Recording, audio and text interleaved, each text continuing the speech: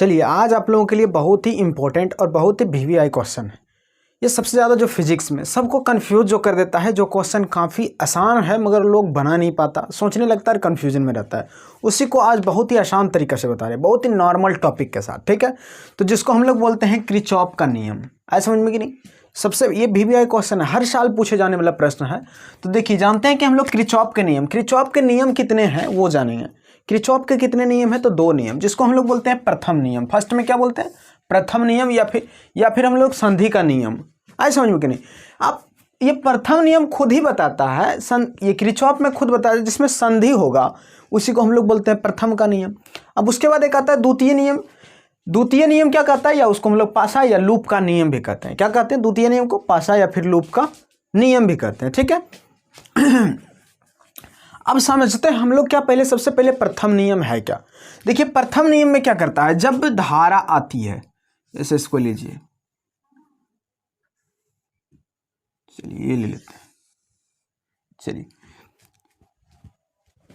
देखिए, इसका ये जो बिंदु होती है यहाँ की जो होती है, क्या जीरो होता है, क्योंकि प्रथम नियम में क्या कहता है कि आने वाली धारा, और प्रथम का क्या होता है, बीज गणितीय योग इसमें बताया जाता है कि शून्य होता है। प्रथम नियम में क्या बोलता है कि इसका बीज गणितीय योग शून्य होता है, मतलब इसका जो मूल जहाँ पे धारा आएगी, यहाँ पे जो धारा होती है, ये क्या कहलाता है? शून्य होता है। यहाँ क्या होता है? शून्य होता है। सबसे पहले समझिए कि प्रथम नियम क्या कहता है, एक धारा आ रही है जिसको हम लोग बोलते हैं I1। चलिए I1, और दूसरा क्या आता है I2, और तीसरा क्या है, जो धारा आ रही है। ठीक है, अब इसको छोड़िए कि ये जा रही है, जब ये I3 और I4। ठीक है, ये समझ चुके हैं कि ये इसका ग्राफ फिगर हो गया प्रथम नियम का। सबसे पहले समझिए कि एक धारा आ रही है इधर से, ये भी धारा आ रही है, और दूसरा धारा क्या कर रही है? फ्लो हो रही है, मतलब बह रही है। ठीक है, तो हम क्या करते हैं, इस नियम के अनुसार क्या होता है, सबसे पहले समझ लीजिए। इसका नियम के अनुसार क्या कहता है, किसी बिंदु परिपथ से मिलने वाली रेखा की बीच गणितीय योग क्या कहलाता है? शून्य होता है। मतलब किसी बिंदु परिपथ से मिलने वाली विद्युत धारा का बीच गणितीय योग क्या होता है? शून्य होता है। मतलब जो विद्युत धारा आ रही है उसका बीच गणितीय योग क्या कहलाता है? शून्य कहलाता है।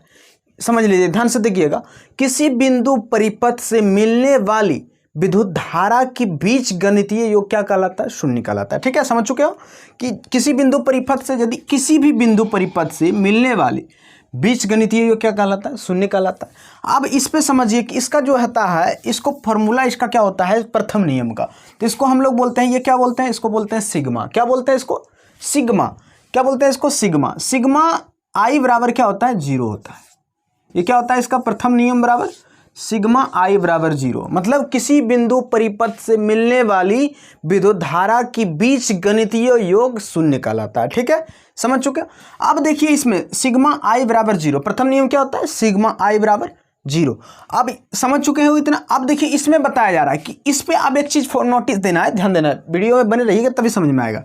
देखिए, इस पे नोटिस देना है कि जो धारा आ रही है उसको हम लोग क्या कहते हैं? धनात्मक।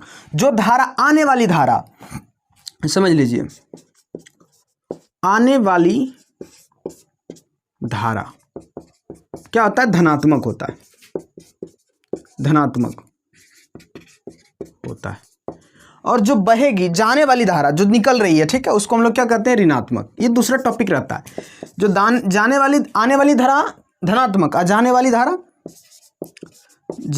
धारा ऋणात्मक होता है। कैसा होता है? जाने वाली धारा ऋणात्मक होता है। ठीक है, आए समझ में कि नहीं? तो अब इससे आप लोग समझ चुके हैं कि जो धारा आ रही है, इधर से I1 आ रहा है, I2 आ रहा है इस बिंदु परिपथ से, और उसके बाद ये धारा जा रही है, ये भी धारा जा रही है ना। मतलब I1 आ रहा है, I2 जा रहा है, I3 भी जा रहा है, और I4 भी जा रहा है। यहाँ I4 दीजिएगा, I4 जा रहा है। ठीक है, समझ में कि नहीं? यही इसका ग्राफ फिगर जो है, ठीक है, आए समझ में। अब देखिए, इस पे कॉमन होता है कि इसको कैसे कहते हैं, जैसे आई, जो आने वाली धारा धनात्मक और जाने वाली धारा ऋणात्मक। मतलब समझ लीजिए कि आई सिग्मा, या ऐसे ही मौखिक समझ लीजिए सबसे पहले कि I1 क्या कह रहा है? हम आ रहे हैं, तो ये प्लस, और I2 भी क्या कर रहा है? हम आ रहे हैं, तो ये भी प्लस हो जाएगा। अब बराबर, इसका बीच गणितीय योग शून्य होना चाहिए, तो बराबर कितना होता है? या फिर जो पहले आ रहा है उसको पहले ले लीजिए ये जा रहा है, कौन कौन जा रहा है, I3 जा रहा है, तो इसका मतलब क्या होता है, इसको ऋणात्मक मतलब माइनस, आए समझ में कि नहीं, ऋणात्मक मतलब माइनस, I3 जा रहा है। अब फिर देखिए I4 जा रहा है प्लस, ये माइनस क्या हो जाएगा, माइनस I4 बराबर 0, आए समझ में कि नहीं, बराबर 0। अब देखिए जो प्लस वाला है उसको इधर रहने दीजिए, जो माइनस वाला है उसको बराबर का उस साइड भेजिए, मतलब I1 अब प्लस I2 बराबर क्या हो जाएगा, I3 प्लस I4, आए समझ में कि नहीं। यही हो गया इसका प्रथम नियम, हम लोग कहते हैं इसको, क्या कहते हैं हम लोग, प्रथम नियम। देखिए इसको फिर से समझ लीजिए, इसको हम लोग क्या बोलते हैं, सिग्मा, आए समझ में, इसको हर वक्त याद रखिएगा, इसको क्या बोलते हैं, सिग्मा। तो प्रथम नियम बराबर क्या होता है, सिग्मा I बराबर 0, याद रखिएगा, सिग्मा I बराबर 0।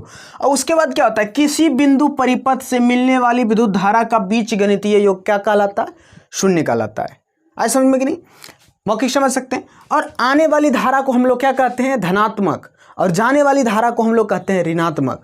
तो वही हो गया ये प्रथम नियम, जिसको हम लोग संधि का नियम कहते हैं, आए समझ में कि नहीं। तो आप लोग मौखिक समझ चुके हैं। अब इस पर थोड़ा एक एक्सप्लेन कीजिए, थोड़ा दिमाग दीजिएगा, ध्यान दीजिएगा कि अब एक इसी तरह आपको थ्योरी पूछता है न्यूमेरिकल वगैरह में, ठीक है, कैसे ये बनाना कैसे है। जैसे जान लीजिए कि अब ये एक ले लेते हैं फिर ग्राफ, ठीक है, ये तो 0 कह लेवे करता है क्योंकि इसका बीजगणितीय योग शून्य होता है। अब देखिए इधर से धारा आ रही है, जो कितना आ रहा है, 5 एम्पियर की धारा आ रही है, ठीक है, और ये धारा आ रही है 10 एम्पियर की, आज समझ में कि नहीं। और ये जा कितना रही है,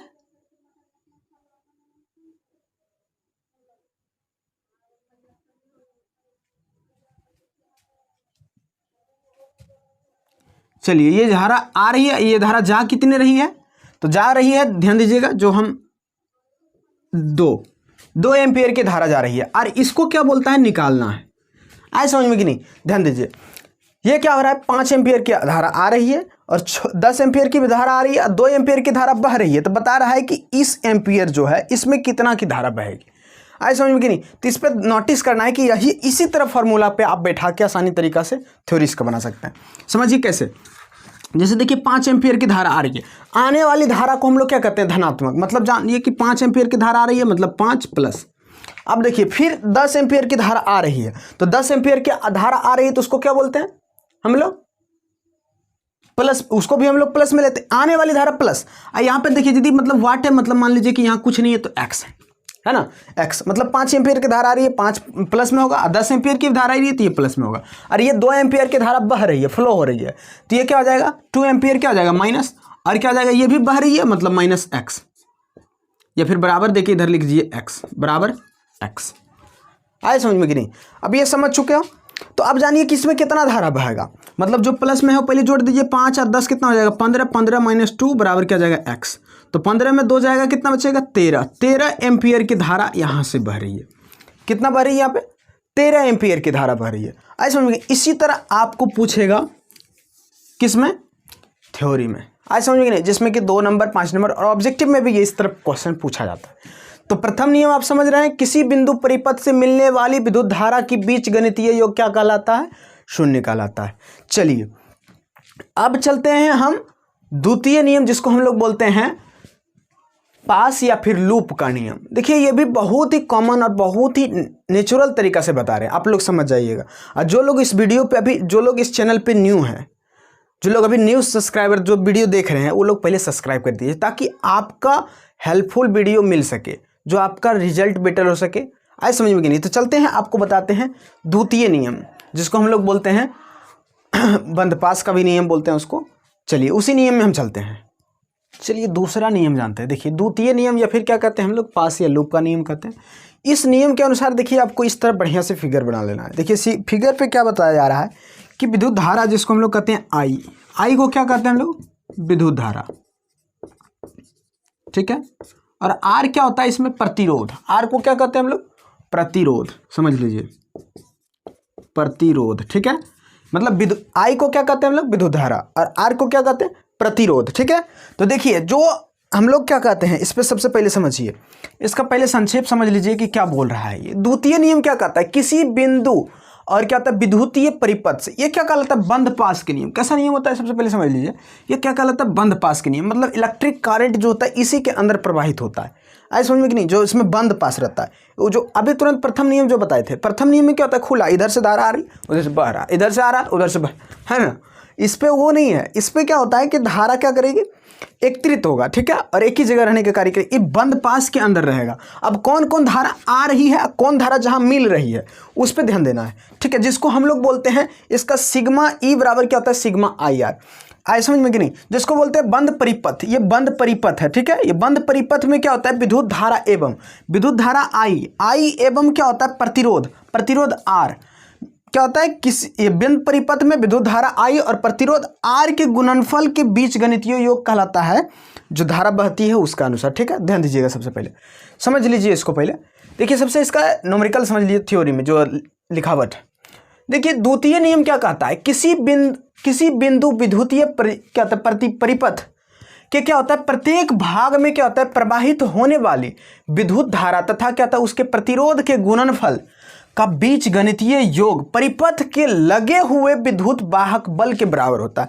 मतलब इसमें बताया जा रहा है क्या कि किसी बिंदु और विद्युतीय प्रतिरोध या परिपथ में क्या होता है प्रत्येक भाग में, प्रत्येक जो भाग हो रही है जितने भी भाग है प्रत्येक भाग में प्रवाहित होने वाली धारा, जो प्रवाहित धारा हो रही है जैसे I1 R1 जो धारा प्रवाहित हो रही, प्रवाहित होने वाली धारा विद्युत धारा तथा प्रतिरोध के गुणनफल के, विद्युत धारा I और प्रतिरोध R के गुणनफल मतलब गुणा करने के बाद क्या होता है का बीच गणितीय योग परिपथ, बीच गणितीय योग इसका क्या होता है परिपथ के लगे हुए कुल विद्युत वाहक बल के, मतलब कुल जो विद्युत वाहक बल है उसके क्या होता है बराबर होता है। आइए समझेंगे द्वितीय नियम जिसको बोलते हैं हम लोग बंद पास या लूप नियम कहते हैं, ठीक है, ध्यान दीजिएगा। अब समझ लेते हैं कि हम लोग धारा किधर से आ रहा है और किधर से फ्लॉप कर रहा है। अब इसमें फ्लॉप तो करेगा नहीं क्योंकि बंद पास के अंदर है, ठीक है। अब देखिए विद्युत धारा इधर से आ रही है I1, इधर से जा रहा है R2 ये R1, इधर से भी फिर क्या कर रही है I1 इधर से भी आ ही रही है, मगर ये क्या कर रहा है फिर धारा रिटर्न हो रहा है। आइए समझ में कि नहीं, फिर धारा रिटर्न हो रहा है। जो धारा इधर फिर से मिल रहा है उसको हम लोग क्या करेंगे धनात्मक, ये ऋणात्मक लेंगे, और जो धारा इधर से जा रहा है एक तरफ से उसको क्या लेंगे हम लोग ऋणात्मक। तो इसमें भी समझ लीजिए जैसे I1 और R1 अब प्लस क्या हो रहा है धारा आ रही है, फिर ये भी धारा क्या कर रही है आ रही है, मगर ये धारा क्या हो रही है फिर इससे मिल रही है। तो क्या हो जाएगा R1 प्लस क्या हो जाएगा I1 और R1 प्लस क्या हो जाएगा I2 अब प्लस ये I2 और R2 फिर क्या आ जाएगा माइनस में क्या हो जाएगा I3 माइनस में जाएगा क्योंकि ये मिल रही है फिर इसी से, तो I3 और R3। आई समझ में नहीं, यही इसका कहलाता है, मतलब लिख लीजिए यहाँ पे I जिसको हम लोग इलिप्स नोट भी लिख सकते हैं या फिर हम लोग कहते हैं विभव बल भी कहते हैं इसको, ठीक है। इसको क्या बोलते हैं विभव बल। जैसे I1 और R1 अब प्लस क्या होता है I2 R2 माइनस क्या होता है I3 और R3। आए समझ में कि नहीं, तो यही हो गया इसका विभव बल, ठीक है। आए समझ में कि नहीं, तो इसी को हम लोग बोलते हैं विभव बल। ये इसका क्या होता है मुख्य जो आता है, इसको ये नोट कर लीजिएगा। देखिए ये आपको 5 नंबर में पूछा जाता है, काफ़ी आसान तरीका से, काफ़ी इजी तरीका से आप लोग को बताएं, फिर से समझ लीजिए आप, ये तो बता ही दिए इसको। अब देखिए इसको क्या बोलता है सिग्मा ई बराबर क्या होता है सिग्मा आई आर। आए समझ में कि नहीं, क्या होता है विद्युत जो परिपथ है ये क्या होता है विद्युत धारा एवं विद्युत, ये इधर वाला क्या हो गया विद्युत परिपथ, विद्युत परिपथ में क्या होता है विद्युत धारा एवं और क्या होता है प्रतिरोध, विद्युत धारा आई एवं प्रतिरोध के क्या होता है गुणनफल के योग के बराबर होता है, प्रतिरोध के गुणनफल के योग के बराबर होता है। आए समझ में कि नहीं, मतलब फिर से समझ लीजिए बंद परिपथ में विद्युत धारा एवं क्या होता है प्रतिरोध के गुणनफल के बीजीय योग के बराबर होता है। मतलब क्या होता है गुणनफल के योग के बराबर होता है या बीजगणितीय योग बराबर होता है। आए समझ में कि नहीं, तो आप समझ चुके हैं कि प्रतिरोध इसमें कैसे बहेगी, कैसे इलेक्ट्रिक करंट आएगा, कहाँ कहाँ जो मिलेगा। तो हम लोग इसी तरीका से आप बना दीजिएगा तो आपको 5 नंबर आपका हाथ में रहेगा, तो समझ सकते हैं। आई को क्या बोलते हैं तो विद्युत धारा, आर को क्या बोलते हैं प्रतिरोध, आने वाली जो धारा रहेगी वो होगी क्या धनात्मक, जो फ्लैप करेगी जो बहेगी धारा उसको क्या बोलते हैं हम लोग ऋणात्मक। तो जो लोग अभी तक सब्सक्राइब नहीं किए हैं वो लोग सब्सक्राइब कर दीजिए ताकि आपको जैसे ही हम वीडियो अपलोड करें आपके तक नोटिफिकेशन पहुंच सके और आप अच्छी तरीके से सबसे पहले आप वीडियो पा सकें। तो आज के लिए इतना ही, मिलेंगे आगे नेक्स्ट वीडियो के साथ नेक्स्ट टॉपिक में। तो आज के लिए जय हिंद, जय भारत।